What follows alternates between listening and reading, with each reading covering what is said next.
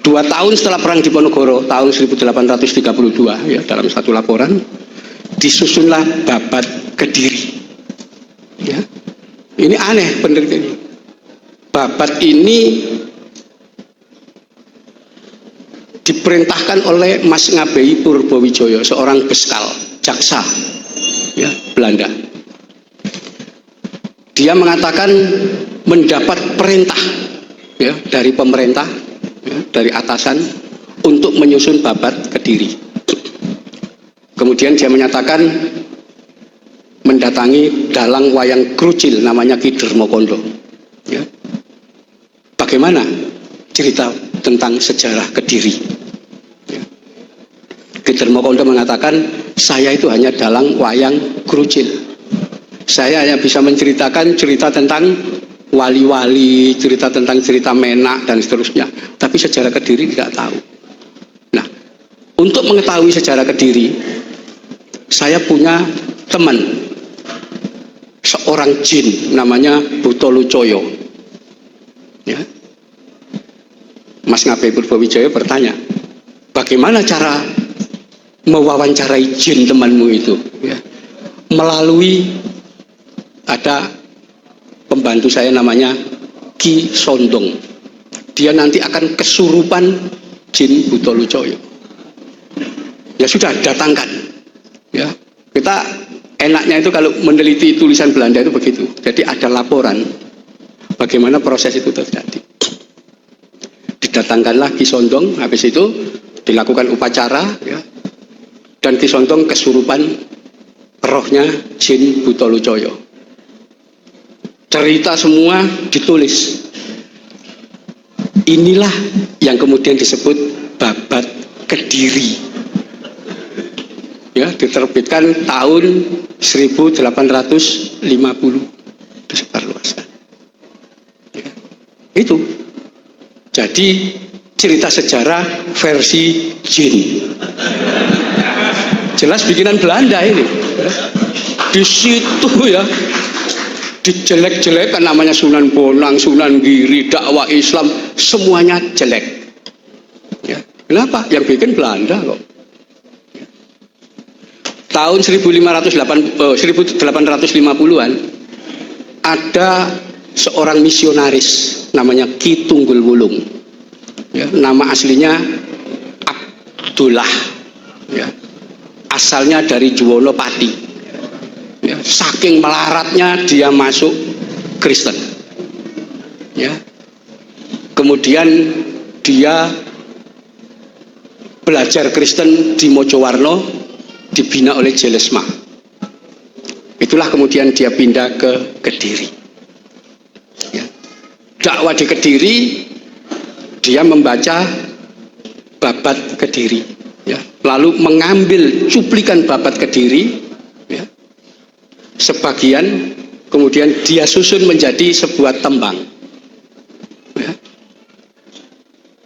Yang diambil ya yang menjelekkan Sunan Bonang, yang menjelekkan Islam, menjelekkan Sunan Giri itu ya. Tembang yang diambil dari Babat Kediri itulah yang diberi judul Serat Darmo Gandul ya. Jadi sumbernya dari Belanda tadi, Serat Darmo Gandul. Nanti ditulis lagi Suluk Gatulucu ya, itu. Belanda lagi membuat Kronik Sampukong ya, yang katanya dalam penggerbekan kelenteng Sampukong di Semarang itu ada naskah 5 cikar ketika diangkut ya. Itu nanti akan muncul Presiden Purtman itu membuat kronik kelenteng Sampukong yang menceritakan bahwa Wali Songo itu adalah orang-orang Cina yang dikirim oleh Kaisar Cina untuk menghancurkan Mojopahit ya, di situ. Jadi nama-nama wali-wali itu Cina semua ya. Nah, ini saya pernah melacak ini ya, sampai informasi menyatakan naskah kronik dari kelenteng Sampukong itu disimpan di Museum Rijksweg di Den Haag. Saya sempat ke sana, ternyata bohong semua ya. Sampai saya sempat tahun 80-an itu menemui De Graaf ya, di sana. Tanya. Ya. Dia jawabannya cuma satu. Ya. Memang residen Portman itu ada di situ. Saya langsung ke Arsip Nasional, saya buka ya, Almanak van Nederland Indië. Jadi itu laporan semua pejabat pemerintah Belanda sejak tahun 1810 sampai 1942 ada. Ya, mulai residen, bupati, ya, patihnya siapa, Pedono, itu ada semua di situ ya, laporannya. Saya cari ternyata nggak ada nama residen Portman itu. Jadi naskahnya sudah tidak ada, residen Portman juga tidak ada. Akhirnya dari kronik itu lahirlah tulisan Slamet Mulyono. Ya jelas, beliau orang Katolik kok, mesti negatif menilai. Sekarang dimunculkan lagi Damar Sasongko, ini anak agamanya Buddha ini.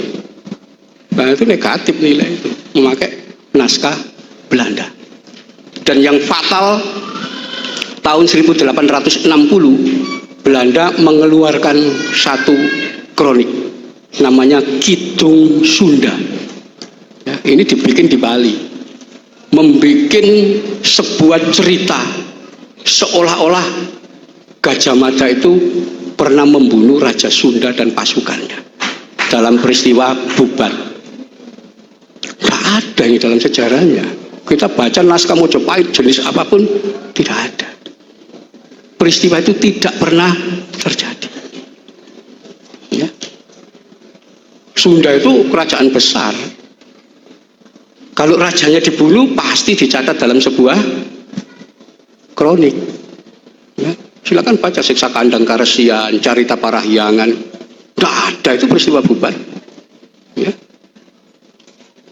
Jadi karangan satu-satunya peristiwa Bubar ada di dalam Kidung Sunda. Prasasti, Kidung apa nggak ada. Ya. Dan satu hal lagi belakangan muncul untuk mendukung Kidung Sunda, sebuah kitab yang dinamai Para Raton. Ya. Itu menunjukkan cara bagaimana Belanda menjatuhkan dan memecah belah orang Nusantara. Kenapa? Pengikut Diponegoro waktu itu selalu membanggakan orang Mataram sebagai keturunan Mojopahit. Ya, kan mereka mengidolakan tokoh-tokoh Mojopahit waktu itu. Yang diunggulkan ya Gajah Mada, ya Hayam Wuruk, ya termasuk itu.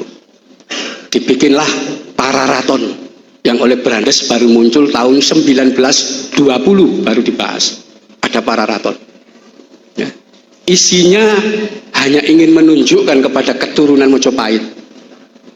Nenek moyangmu yang namanya Ken Angrok, ya, nama itu nggak pernah kita dapati di prasasti manapun. Ya. Nggak ada, itu nama bikinan. Bahwa tokoh yang namanya Ken Angrok ini adalah anak haram, penjahat, ya, orang yang licik, kejam dan luar biasa. Fiktif itu cerita itu nggak ada. Ya. Dia mengatakan ini ditulis tahun 1535 tahun Jawa, yang sama dengan 1613 Masehi. Kalau Para Raton ditulis pada masa itu masa awal kekuasaan Sultan Agung. Ya. Pujangga Mataram pasti tahu naskah itu. Ya. Sekalipun nanti pecah menjadi Surakarta dan Jogja, Pakualaman sampai Mangkunegaran, pasti mereka pujangga-pujangganya pasti tahu naskah itu. Ternyata nggak ada yang tahu naskah itu. Brandes lah yang tahun 1920 menyatakan naskah Para Raton, ya, untuk menunjukkan leluhurnya Raja Jawa itu Ken Angrok itu. Ya, itu. Dan itu diyakini oleh orang kita betul. Jawa Barat itu sampai sekarang nggak ada jalan Gajah Mada, jalan Hayam Wuruk. Kenapa? Terprovokasi oleh naskah kolonial ini. Ya. Jadi itu kita harus waspada betul melihat Indonya dari mana ini ya. Karena saya belajar sejarah itu tidak sekedar menerima sumber. Pikiran saya itu sumber data itu harus seperti hadis, harus jelas itu, sahih atau dhaif. Padahal saya kejar dari mana ini? Kolonial, ternyata naskah kolonial, banyak sekali naskah kolonial ya. Nanti ada tokoh dimunculkan Sabto Palon, Noyo Genggong, naskah kolonial semua. Yang sebelumnya enggak ada itu dalam Bapak Tanah Jawi, dalam enggak ada. Ya. Jadi itu naskah-naskah kolonial itu merusak kita sampai sekarang. Susahnya bagian terbesar umat Islam percaya pada naskah itu. Ya, itu. Nah, karena itu kita harus mulai memiliki frame baru ya, untuk melihat sejarah. Seperti ini, Padepokan Dakwah. Padepokan ini adalah lembaga pendidikan paling kuno di Nusantara. Kenapa? Karena itu tempat belajarnya orang-orang yang mengikuti agama Kapitayan ya, agama kuno, di mana agama Kapitayan itu oleh sarjana Belanda diistilahkan dengan sebutan baru yang itu kita kenal semua, yaitu agama animisme dinamisme ya. Padahal ada namanya agama itu Kapitayan, tapi Belanda mengatakan ini animisme dinamisme ya, di situ. Ini paling tua.